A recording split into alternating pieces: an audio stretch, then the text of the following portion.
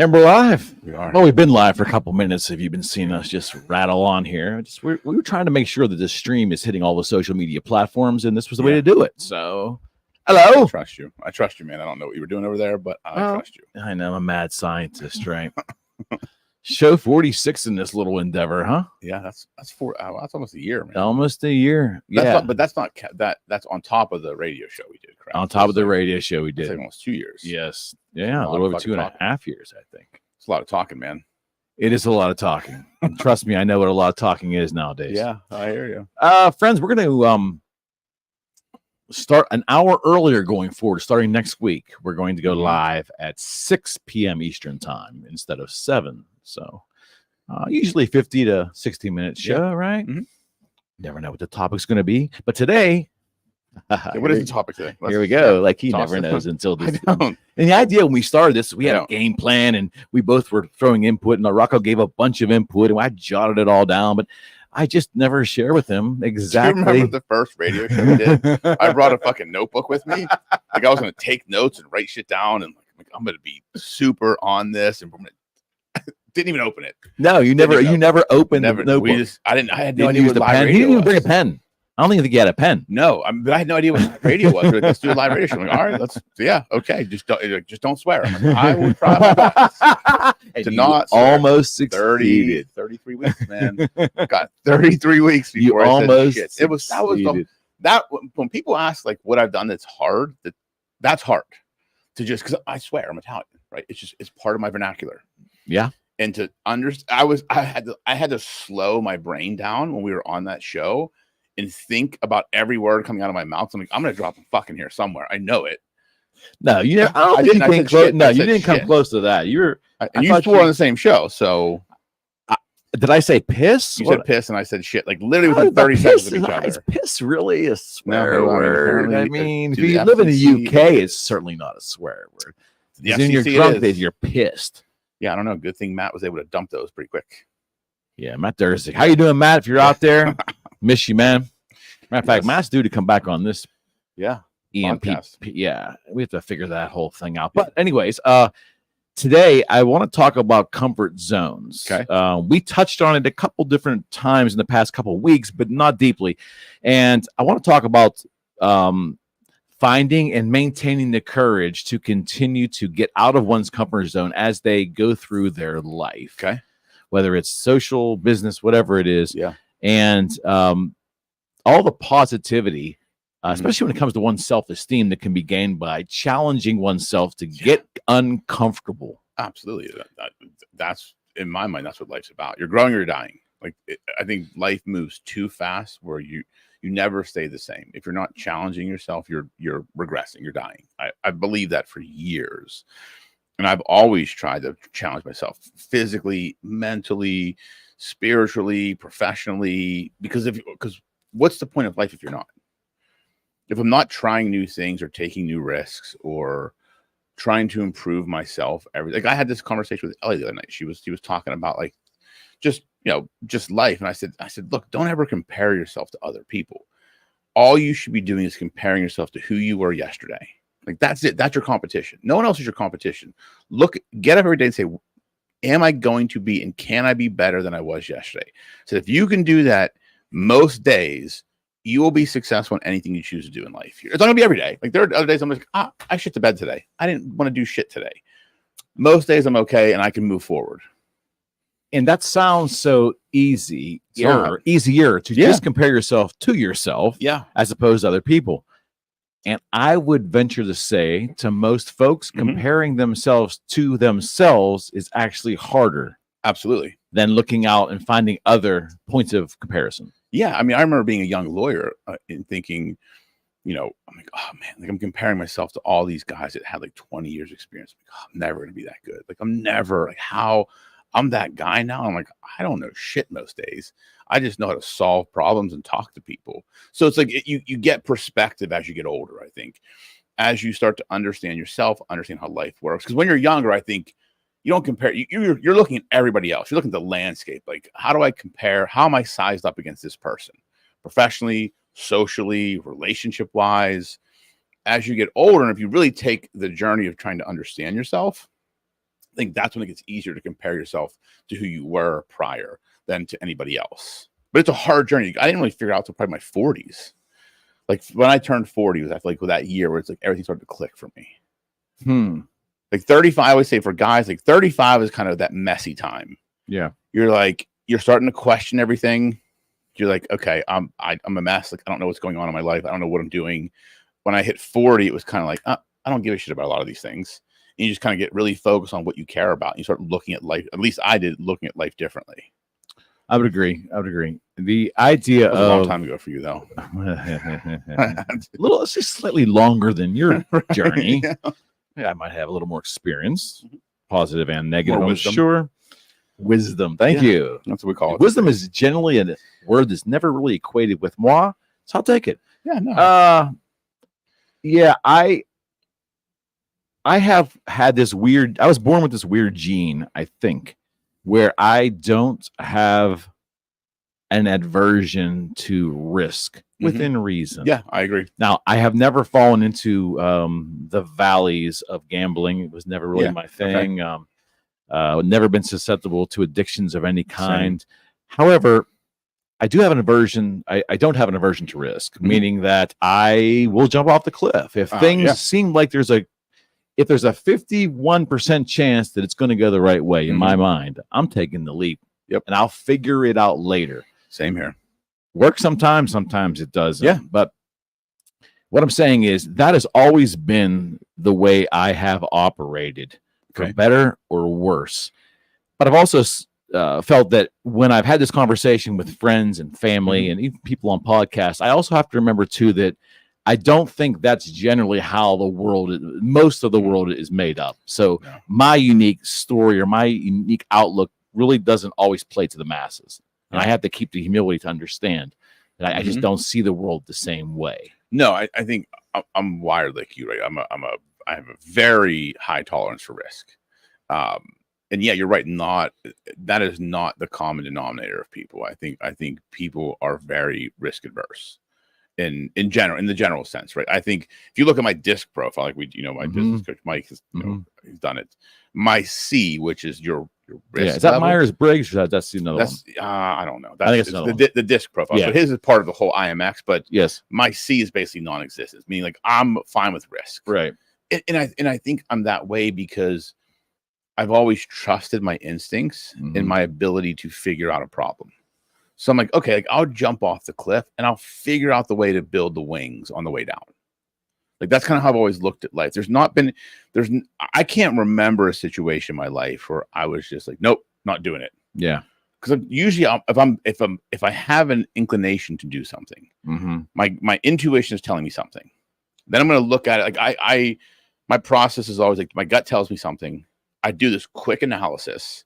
I say, okay, what are the 5 scenarios that can happen? And I say, okay, can I deal with all 5? Yep. I'll just take the shot. I can remember one time where I was like, yeah, I don't know what I would do in this situation. Yeah, I spent a lot of hours trying to figure out why I'm not I don't have an aversion to risk, and I think it comes down to not boredom, but I think I tire with repetition. So I think over a period of time, the fancy word is to say I yearn growth. Yeah. Okay. The reality is I probably over time get stale with things that are repetitious for a long period of time. And I'm looking to change the scenery. I'm looking to change, not with my family and so forth, but in terms of my activities and my endeavors. And I'm looking for that new challenge, something that really kind of like knocks me on my edge a little bit. Case in point, I'm doing it right now after getting seasoned into my 50s. I've taken a morning DJ job with the Pickle, 99.3 The Pickle out of Uniontown. So I'm getting up quite early in the morning and driving about an hour to the station and doing the 6 to 10 a.m. show.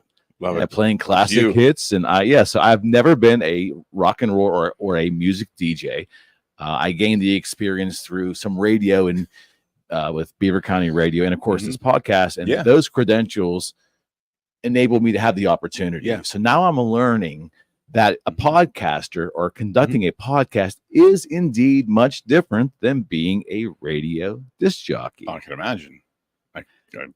Logic would tell you it is, but until you sit in both seats and you do the comparison, and I'm finding out daily the way I speak, the enunciation, the words that I use, the energy required, it's a different animal, and it's frustrating at times, but it also is something that I see the light at the end of the tunnel, and what I will become and how I'm transforming into this DJ, into this on-air personality. So at 58 years old, I've had many people, when they heard I was doing this, many good, solid people in my life look at me like I am out of my mind. At this age, with grandchildren and what we've built, you now want to turn the table of your schedule, turn and take on this this challenge. Yes, you do. And I do. It was a bucket list. I've been telling anyone who could listen for the longest period of time. I heard Jimmy Roach and Jack Malloy on FM radio here in Pittsburgh since I was a little kid, and we were just laughing off air. I've always wanted to say, and this is Led Zeppelin. That was always the joke. I always wanted to be that voice, right?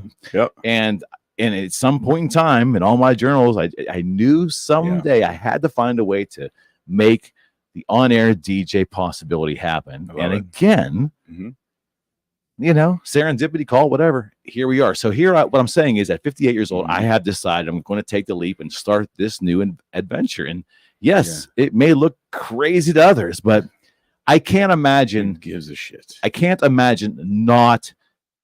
After being offered the opportunity, I could not possibly imagine if I was 68 or 78. I can't imagine, health permitting, not doing it. Right. Well, that's just how it is. Well, and that's people that are wired like us, right? Because we're looking. I always say, why not? Like that's how I look. Like, not why. It's why not. Like, why wouldn't I do that? Like, if I had the shot, when I left corporate America, people thought I lost my fucking mind. Like, literally lost my mind. Like, are you kidding me? I'm like, yeah, I'm not kidding you. I'm definitely doing it. But I knew what I wanted to do. Right. I knew it was a problem I had to solve, and I knew I just had to put in the effort to do it. That's what I've learned with most things in life. It's if you're willing to do what's required. Most people, and that's getting out of the comfort zone. Coming back to the main topic, most people aren't willing to do what's required. They're willing to do what they think is required. And then they get frustrated when they don't get the results they want. Right. It's always more than what you think. Like, I've learned, I remember, like, when I started in my career, I can't remember who told me this, but it was like, when you think you've worked really hard, you're at about 30% of what it takes. And I look back, I'm like, yep, that's pretty fucking accurate. Because there have been days where I'm like, that was a hard day. I'm like, nope, not even close to what I do now. Like, looking back when I was, at a firm in corporate America, the days I thought were hard, like, that's a third of the hard today. And it's just, and people don't want to do that. They want to say they're on this path or say they're doing something, but aren't willing to do what is actually required to get there. They do what they think is required and get so frustrated with the results or not getting the results they want, when they really got to understand it's way more than what you think that is required to get there. Like, you're in this position now, right? You took a job that's different at 58. I remember talking to you a couple months ago. You thought it was going to take X. You came and tell you, like, holy fuck, this is way harder than I thought it was going to be. That's just what it is, right? And people need to understand that that's how life works. Certainly. Yeah. It really does. There's a level of complexity. And again, it goes back to anything in life. If you're not physically engaged with something, you totally have no idea what it actually requires. Yes, 100%. And I can tell you, if you hear anyone on air personalities on anywhere on the radio, trust me, that job is tough. Well, and it's tough. Those folks are skilled. And I said, like dancing, like when I did that dance competition, like I said, I will never say a word about a dancer ever again. That was the hardest thing I've ever done in my entire life. And that kind of comes to the point where you cannot judge from the outside. You have to be like, people think they know what it takes, but they're not engaged in the process. Like, you've got to get engaged in it. Like, get on the field, block and tackle and get beat up and get kicked in the nuts and go through all that shit. And that's when you really understand what it takes. You can't look on the sideline from the sidelines and be like, oh, I know how to do that. That's what it's going to take. Not even close. And I would also add to that excellence makes it look easy. Sure. Okay. Well, unwind that a little bit. I think that those who are excellent at their craft, sure, okay, really excellent at it, the public perception of what they do, they make it look easy to the public in many cases. Like case in point, the excellent broadcasters, the excellent on-air personalities, whether it's sports or music, news, whatever, it's so fluid, it's so natural, it's so conversational, it's just damn near perfect. But what it took to get there, absolutely, to craft their persona, their vocals, their timing, all of it, the amount of work that took to get to that level is unbelievable. That's what creates their excellence. But but that excellence makes it look smooth and easy to the public, and the public's perception. It's, oh man, that's not hard. Anyone could do that. But excellence is a rarity these days. That's the thing. In anything, in anything, and that's what always pisses me off. Like I have a couple close friends of mine from college that always they'll bust my balls. Oh, it must be nice. That's the statement they say, and I'm like, fuck you. It took me 20 some years to get here, and you may see the little bit of the cool shit I get to do, but you don't know about all the sleepless nights, the struggles, the work you put into something, the grind. Even to today, it's still like, it's not glamorous. There's stupid shit I have to do every single day, and then people just see what they want to see. I'm like, oh, like that looks easy. It's like, no, it's not. It's not. Like I've sacrificed so much in my life to get here because I've chosen to do that, right? And I wouldn't have done it any other way. But it's not as easy as people think it is by looking at the successes people have. Because there's that one meme out there that I love, and it's vulgar, but I love it. It says, everybody wants to congratulate you when you're pregnant. Business is like being pregnant. Everybody wants to congratulate you when you get pregnant, but doesn't know how many times you got fucked to get there. I'm like, that is the epitome of what entrepreneurship is. Sure, they're, oh, must be nice. I'm like, do you have any idea like what it took to get here? Like any idea? And most people don't want to look at it that way. Oh no, because they love their comfort zone. They love their comfort zone. It really is interesting that people will avoid challenge. They will avoid the perception of something that might be difficult. They're not even sure. It just could be difficult. We're addicted and to me, I don't know if I thought about it so deeply when I was younger, but as I've gotten older, I have. When I look at it, it's a way of living that just doesn't really seem appealing. No, not at all. Like, and I look back, even when I was younger, I think I was always trying to push myself outside of my comfort zone, but I didn't know why. Like, I didn't know what my purpose was. Exactly. I didn't know. I just knew that I wanted to do something different. Did you think at times maybe it was just you being restless? Because I had those feelings. Yeah, I mean that's a good way of putting it. Like if I look back, like there were just many things I think in my childhood and just where I came from that I wanted more out of. Like I had my parents were awesome parents, and they provided for me. I just felt like I was supposed to do something, but I never knew what it was. And still to this day, I don't necessarily know, but I've always had this feeling like, and that's what always pushed me to do uncomfortable shit. So like I just wanted to do more, and I felt like I didn't want to be average. I didn't want to just kind of exist. Look back on my life and say, what the fuck did I do? Yeah. But and it's hard when you're in your 20s, in late teens, 20s. I would say even going into your 30s, it's hard at times to grasp big picture. To grasp a vision. If somebody doesn't grab you, if an elder or a mentor does not grab you in those years and really grab you and get your attention and shake you and teach you and teach you about big picture, teach you about maybe journaling and goal setting, all that stuff, then it can open up. Then your eyes will open, right? I didn't have any of that though. Yeah, I kind of did, but it's funny. I did, but not by anyone that was really in my life. I had to seek out, Jim Rohn, other self-development gurus, and I had to wade through a bunch of minutia, to find those nuggets. But I found it though. But once that opens for me, then my view of the world changed because of the idea of just designing a life instead of someone designing it for you. Right. That resonated in my 20s for me. I need to set my own path. Where it was, I had no idea. Yeah, I mean, to me, it was having Gabe. Gabe was truly the motivation for me. Like, if I look back on my life from my 20s, like, having Gabe was truly the spark. Like, it made me learn to be a man really fast. I'm like, okay, like, I'm responsible for this child, like, and I'm going to be the example that he measures himself against. And what is the man I want to be? Right. And like, that was 24 years old, like, having a child. I had no idea what I was. I couldn't even take care of myself, let alone this little big-headed baby. I'm sorry, Gabe. I mean, he does have a big head. He does. I mean, he comes by naturally, though. He does. Absolutely. He knows that. And and I will always tell him that. And that's great. But I look back, and it's great. That was really the moment where everything shifted for me. That's when I got into personal development, started reading a lot more, and just said, I got to figure out how to be a man, because I have this little child I'm responsible for now. And he's a boy, and I'm a man. I need to show him what a man truly is, the good and the bad, right? Because I'm flawed. I'm flawed as can be. And I've never hid that from him. I've talked to him about the flaws of being a man, and the struggles of being a man. But that was kind of my motivation. Him, like, not having this elder man to guide me. I had this little boy that I knew that I had to guide, and I had to figure out what the hell I had to do to get that way, or to be that way. We're talking about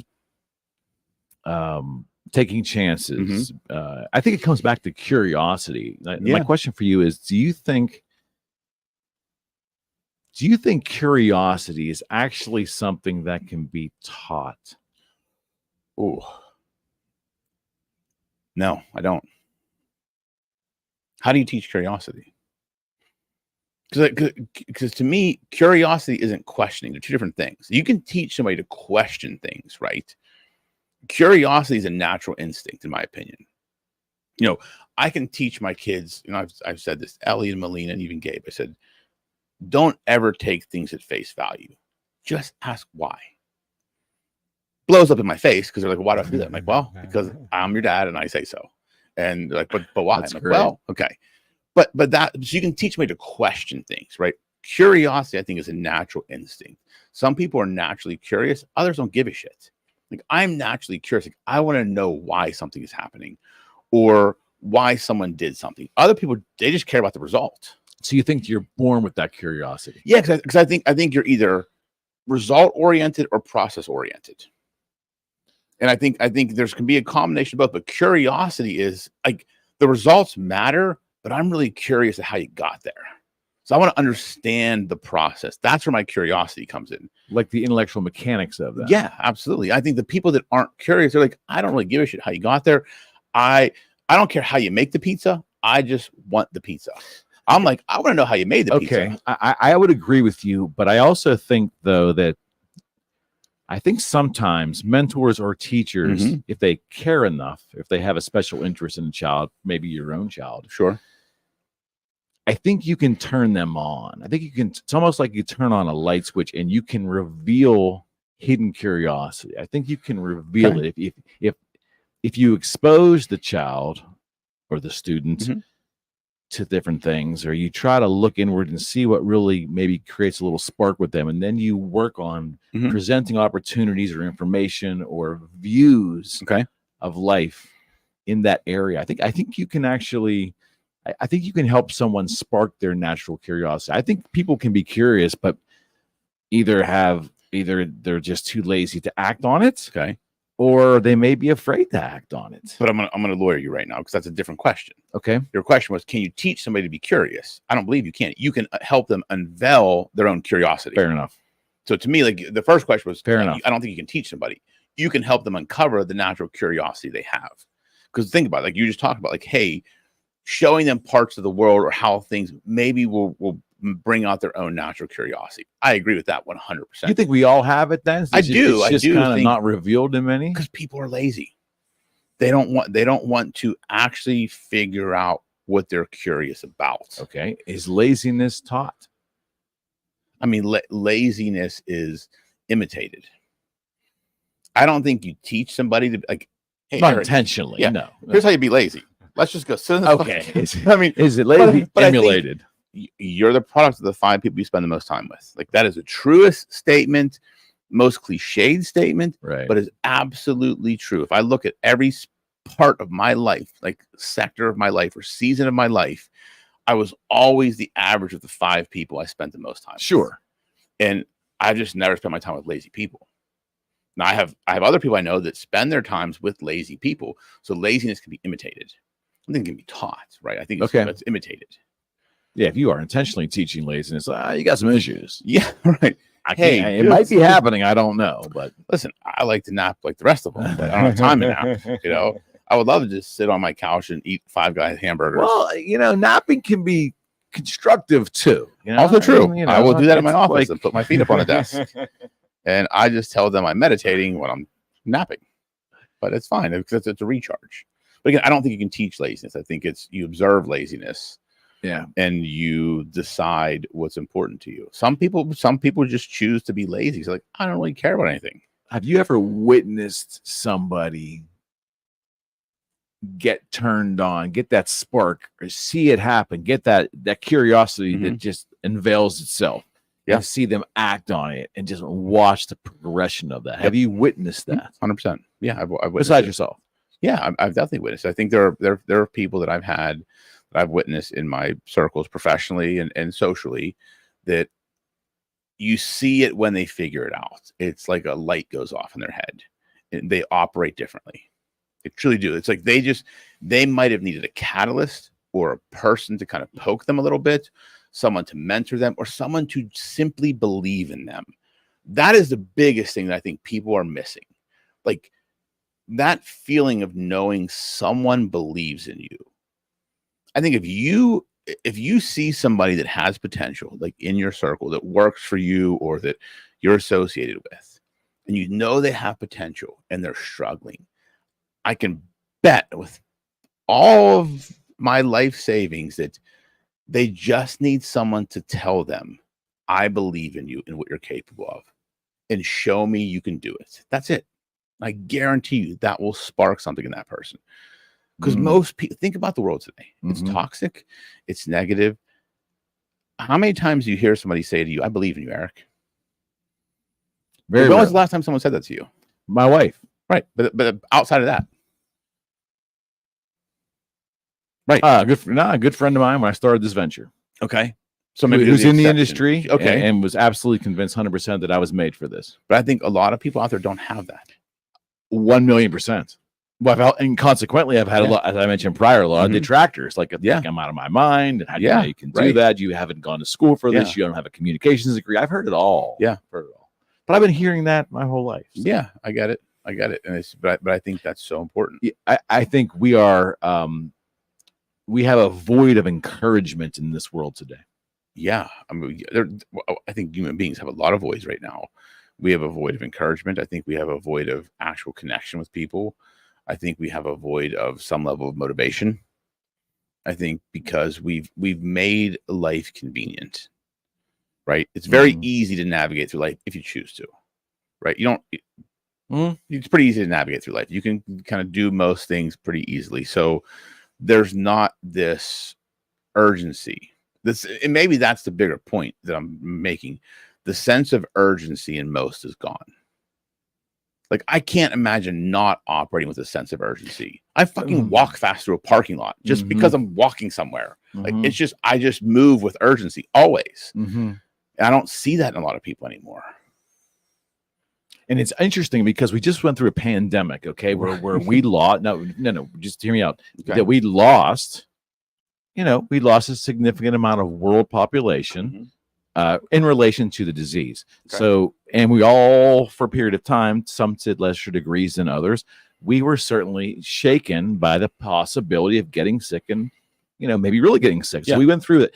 My point is, ultimately, you would think that the fragility of life in 2024 should be a little stronger in all of us for having gone through what we've gone through just the past 7-8 years, which would lead one to believe that maybe we would not take opportunities for granted, or would not take our existence here for granted like we seem to. Yeah, I mean, I agree, and that's why I can't figure out why we are where we are in this country with the way things are. Because again, there are so many people that take what they have right in front of them for granted. Like professionally, I see it professionally all the time, socially, personally, and I don't know if it's because it's a lack of effort. They're just comfortable, but I think a lot of problems in the world can be solved if people just operate with a sense of urgency. And kindness. Oh yeah, I mean kindness. That goes without saying. But I think the urgency's gone. I don't know. Come from within. That has to come. Yeah, it does. It does. Someone can tell you, a boss can tell you to hurry up and do something faster. Your friend could tell you, "Hey, hurry up! You're running. You're lagging behind. But if you don't do it, if you don't make the inertia yourself, it doesn't matter." But see, so I'll challenge you on that a little bit, because if people are saying hurry up, that's not urgency. That's speed of execution. Okay. Urgency to me is the intention of why you're doing something. So like I look at everything I do as intentional. So I create urgency in everything I do. Like that's just how I look at life. If I don't have an intention of doing something or an intention behind it, I'm not going to do it. Oh, you're looking at it in terms of prioritization, like a prioritization, but just the urgency is like understanding why I'm doing something and completing what I'm doing. Got it. 100%. Speed of execution is like, hey, hurry up. 100%. Yeah. I get okay. It. Like, cool. I'll do it fast. I don't know the intention. So I'm not, and it might not be done well. Correct. Exactly. The urgency is like, I know why this is important. I know my intention as to why I'm doing it. I'm going to get this done with excellence. That to me is moving with a sense of urgency. And that excellence could be, I need to get this done today. I need to get it done in the next hour. That excellence defines the speed of execution. The urgency is the prioritization and the understanding as to why I'm doing something. That's how I look at it. Okay. A quandary. Yeah, it's a quandary too, because I spent many years in my 20s and probably into my early 30s, even beyond that. Once I really got into entrepreneurship deeply, I was always interested because, especially during the guitar years for me, because I would share the journey with my friends. They'd ask, and I would tell them, like, look, I don't find it too complicated. I'm not really breaking new ground. I'm doing A, B, and C. And you would hear a lot of people that were interested. Hey, can I do that? And I would just show anyone that asked how I did it, and I would encourage them to try. And it never made any sense to me why none of them did it, because it was not complex. But what it was the perceived risk, and maybe some legitimate risk there, but it was the inertia. It was the actual doing it. It was the actual getting out of a comfort zone and doing something different. I didn't understand how they could have any of that because I didn't have it. Right. But I realized over a period of time that, I'm just with a group of people that are just built differently. Yeah. In mentality and everything in regards to viewing opportunity and change and risk. That's why you started Boogie Street and other people didn't. That's why I started my firm, other people didn't. Yeah. You just operate differently. You see the problem we have, like this is the dilemma I think entrepreneurs like you and I have, is we think we don't do anything special. That's it. That's exactly. I say it all the time, like I don't think I do anything special. I just that was the frustration for me. Yeah, I get that, and I'm starting to learn, even working with Mike more over the years. Like I'm starting to learn. Okay, I do see the world a little bit differently than other people, and because I would get frustrated, like how do people not see that solution? Like this was the easiest solution, that so clear to me. But I'm realizing that I just think differently than other people. And I can't expect people to think the same way I do. Clients, colleagues, friends. Like I would get into debates with friends of mine. Like, how do you not fucking see this? Like it's so clear as day. And I realize that they're not even looking at the world from the same lens I am. Yes. And that's a hard thing to come to terms with. And that's part of this conversation we must have, because everyone's reality is different.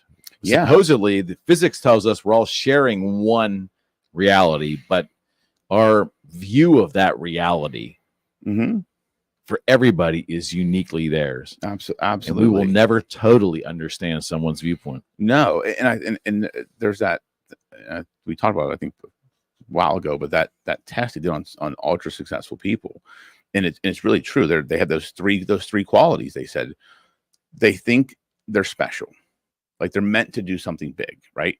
They feel that. Like I felt that my whole life. You felt that their whole life, right? The second quality is they feel wholly inadequate. Like I'm nothing special. Same thing. Feel that all the time. I'm like, I'm just the imposter syndrome. Yeah, like that's the second quality. These are the qualities of ultra successful people.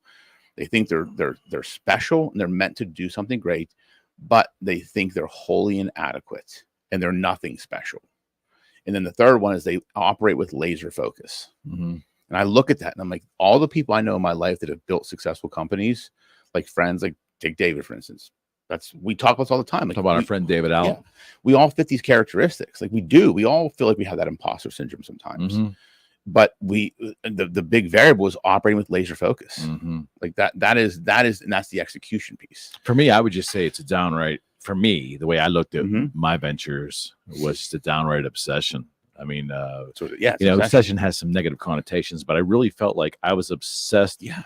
I lived and breathed guitars in that era. Yeah. Lived and breathed it. I mean, they were on my mind when I went to sleep, and they were on my mind when I woke up the next morning. And that's again, not for everyone. And I was mistaken that I could have, and maybe I missed it, Rocco. Maybe I just had a passion for that instrument at that time, where no matter how clearly I explained the process to anyone who would ask, I couldn't instill the passion. Mm. You know what I mean? No, for the business, for the instrument, whatever. That was uniquely mine in that journey. And I couldn't, and when others didn't have that, I was missing the fact that I can't put that passion in someone. No. Even if they're a guitar player, I couldn't put the passion in them to do commerce, to create a company. No, I mean, that's the same with me in the firm. Right? I love what I do and what we're building. I have a passion for the practice of law, but my bigger passion is building the business, right? Some people may have a passion to be an awesome lawyer and love the law, but don't have a passion for the business side of things. I can't impart my passion on someone else, right? I can only operate with the passion I have and move that forward. And I think obsession is a good word, because I think to be successful as an entrepreneur, you have to be obsessed. Because if you don't operate with an obsession, then you're really not fully committed to it. Right. And that's what people don't get. Like people think they're committed to something, but then you look at how they navigate through life, and they're committed to a lot of things. They're committed to this or that, or, the side hustle, or this hobby, or, this, I want to play softball, 3 nights a week and be in a bowling league. It's like, there's a lot of commitments. Are you obsessed about anything? So don't get pissed if you're not truly as successful as you believe you could be, because you've sparsed your commitments across multiple things. Oh, we're also all given the same 24 hours a day. Yes, absolutely. The playing field remains consistent when it comes to time. Yes, absolutely right. That we have the same playing field. And again, I think that's something I had to learn. And I learned that luckily in my 30s. Like I just gave up a lot of shit I used to do. Yeah. So I want to build something and be an entrepreneur. That's all I can. That and health and wellness and reading are really the 3 things I do. And they all kind of relate to one another. Oh, certainly. I used to love doing other shit, but I don't have the time for it if I want to be good at what I do. About 4 years into my realtor journey, was having a decent amount of success, very happy with where my entrepreneurial endeavor was there. Mm-hmm. And I would find people that would inherently ask me about becoming a realtor. Yeah, everybody wants to be a real estate agent, right? Yeah. Because the misconceptions about what we do and what we're paid are really out there. But ultimately, a couple really went and got their license, and a couple joined my brokerage or another brokerage, and I was part of their journey. Okay. Out of maybe 20 plus people I really would consider spending quality time with, discussing the business with, one has stuck.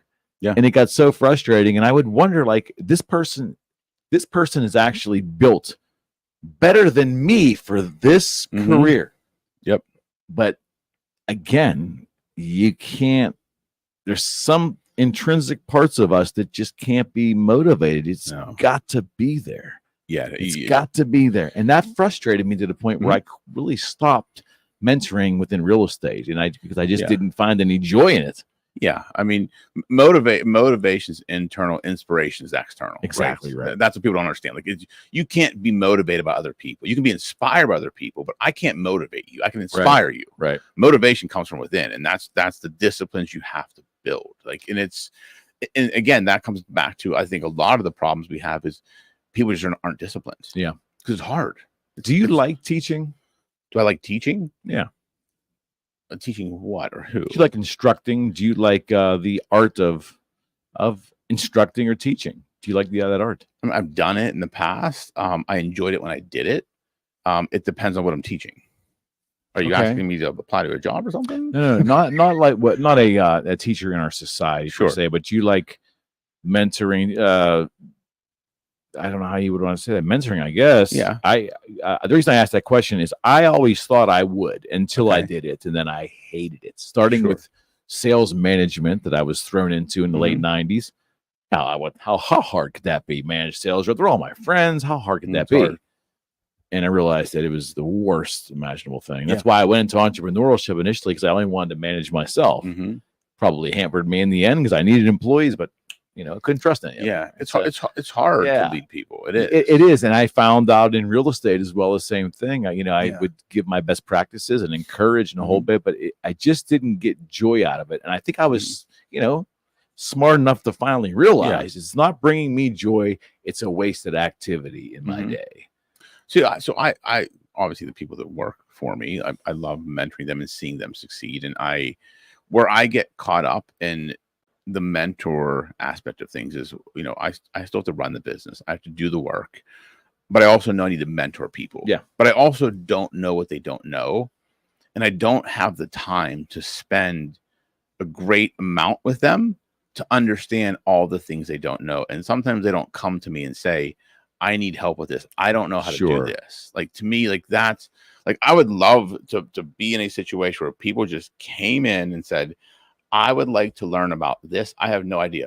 I'll sit down and talk to you about it and unwind it for you, no problem. But if I don't know what you don't know, I'm only going to look at what you come to me with and solve the problem. Because you're not telling me you don't know something or the process behind it. I'm just going to help you solve the problem. I'm not going to necessarily teach you because I don't know you need taught. And that's where that's the dilemma I have as a leader. Because to me, that's not great leadership. Are we often too timid to ask for help nowadays? I think people are very timid to ask for help because they think it makes them look inadequate. Where to me, it's like, I think that is a strength. Going and asking for help and saying, I don't have a fucking clue what I'm doing. Like, can you help me? I don't even know where to start. I don't even know what to look at. Like, to me, that is a huge strength because it shows you're confident enough in your vulnerability to ask for help from someone can help you. It takes a level of humility. Correct. And it also is beneficial because it shows the other party you have the humility. Absolutely. 100%. Absolutely. And that is such a rarity these days. It really is. I think in every profession, like I talked to friends of mine in other professions, and they have the same frustrations. People don't come. I know all not that I know all the answers, but they're saying, like, I know how to do certain things, but no one comes to me to ask me how to do those certain things. They just try and do it and mess it up, and I got to fix it. But no one comes to me and says, I don't have any idea what I'm doing. Why don't you just sit down and let's chat for an hour or two and just walk me through. Let me ask you questions. Like, I always say, like, if someone wanted mentored by me, I'd say create a list of 100 questions. I will sit in a room with you for 8 hours, and I will go through and answer every question you have about the practice of law, building a business, whatever you want, because I think that would be helpful to someone. But no one ever does that. Yeah, that's interesting. Yeah, I mean, leadership is interesting. It's hard. It's hard, because everybody's personality is different. Certainly. Everybody sees the world differently. Everybody's motivated differently. Everybody has different aspirations or goals. And trying to figure out all of that and give each person what they need is hard to do. And we only have 10, 11 people. Do you think that the pandemic changed the level of motivation by money for the population? Is the population less motivated by money post-pandemic? Or you think it's the same? I think it's the same. I think people just learned easier ways to make money through the pandemic. And they were sitting at home and they got very crafty. I mean, if you want to make money, like truly, you can find a way to make money online. Many different ways you can do it. And we saw that through the pandemic. Right. So I think people are still motivated by money. On OnlyFans. I mean, listen, I've had a client that had their significant other who was someone on one of those websites, and the amount of money they made was astonishing to me. Astonishing. Incredible. I'm talking tens of thousands of dollars a month. I'm thinking to myself, who the hell pays for this shit? But people do. People make money for just watching other people play video games. Like streaming video games. I remember Gabe, when he was little, would watch these guys stream. I'm like, so you're not playing a video game. Let me get this straight. You're not playing the game.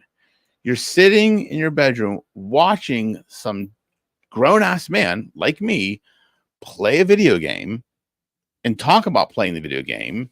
And he's making money by you sitting here watching him play a game. Yep, that's what I'm doing. I'm like, huh, okay. This world has definitely changed. Well, it's the old premise of why podcasting became popular. I've never understood it, but apparently so little actual physical conversations are happening in our lives that we are interested in sitting watching other people sit in the same room, look each other in the eye, and have conversations. It started with reality TV. Think about it. That's when it all started. The real world, MTV.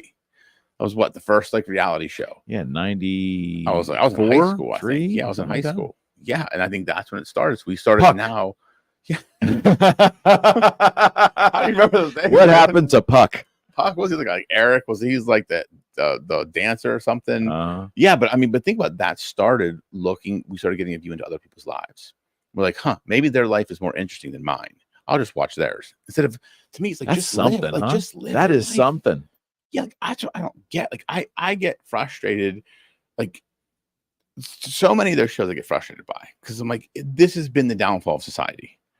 We have now put people's lives train wrecks of not happy, awesome. Like, look at these people. It's always a train wreck, right? And I represent clients in that space, and the contracts they sign for these shows basically say, hey, we can tell your story however we want. You could be an awesome dude, but guess what? We're going to make you look like a shithead, and we're going to just pay you a bunch of money, and you're going to be okay with it. And that's the shit that happens. Is it all based on the fact, though, that we seek to watch people that we perceive have a more messed up situation than we do because we're just looking to feel better? I think that's a big part of it. Absolutely. And that can go back to talk show, Morton Downey Jr. in the 80s. Yeah, right. The whole thing. What was it?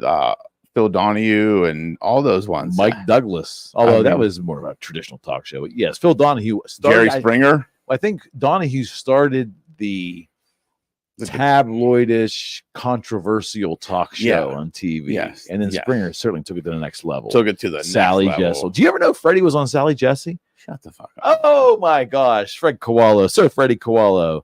That is why Rocco and Sir Fred Koalo and our fourth guest will be coming up here shortly. I can get them all in the same room. So Freddie will have to convey his Sally Jesse Raphael story. So can I go online and find a clip of this somewhere? Oh, most definitely. Yeah. I know what I'm doing this evening. Yes. But I will have Fred tell you that personally. And we'll film that too. How long ago was that? It was thinking late 90s.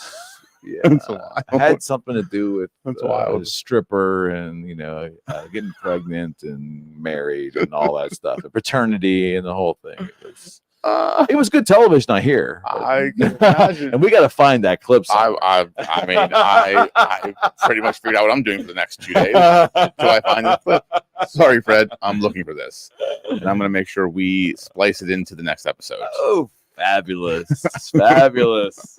All right, friends. Speaking of the next episode, is next Tuesday. And we're going to start at 6:00, and we'll be doing 6 to 7 going forward. But so we can get you to bed early, man. Yeah, I got to wake up. I'm a 6 a.m. broadcaster now in training. And also, I must mention too, I have the honor to be replacing because of his retirement. Phil, the Kabasi Kid Kurzik, or Phil Kurzik, the Kabasi Kid, who is, in my opinion, a legend in broadcasting here in Pittsburgh with WDVE and the X, and that's awesome. And he's been at 99.3 The Pickle for the past 10 years, and Phil was retiring after 50 years in broadcasting. So I am learning. 50 years. I am learning now, and I have been for this past 3 weeks from the best. So I tip my hat to Phil. What is your name? Are you going to announce your name? Yeah, I am Pickle Man Mick. That's right. Pickle Man Mick. This is my classic hits. Listen, man, there couldn't have been a better name for Pickle you. Man Mick. Pickle Man Mick. Oh, yeah. I got all kinds of ideas for that one, too. I think over time, who knows if this gig works and it seems to go in the direction I hope it goes. And I'm sure they'll drop the Mick and I'll just be known around Uniontown and Fayette County as Pickle Man. That just, I mean, there's a million ways that could go. Just leaving that there. Oh, we were at Grocery Outlet in Uniontown last Saturday for on location last Saturday. Okay. And Phil and I were out at the tent. Okay. And we were actually doing a sister station is Froggy Radio. Okay. So it's Froggy and the Pickle here in Pittsburgh. And we were doing an on location. We had the tent out and all that, and I was introduced to the public and Pickle Man, and it was it got a great reaction, and Pickle Man stuck. So the powers that be, all the official press releases are about a couple days out, so I can't wait. I'm changing your name in my phone from Pickle Man to Pickle Man, 100%, with a picture of a pickle as your profile photo. Doing that as soon as we're done with the show. Just FYI. So. All right, friends, we're out. We'll see you next Tuesday at 6. Yes. As always, thank you so much. Yes. The Pickle Man, I love it, dude.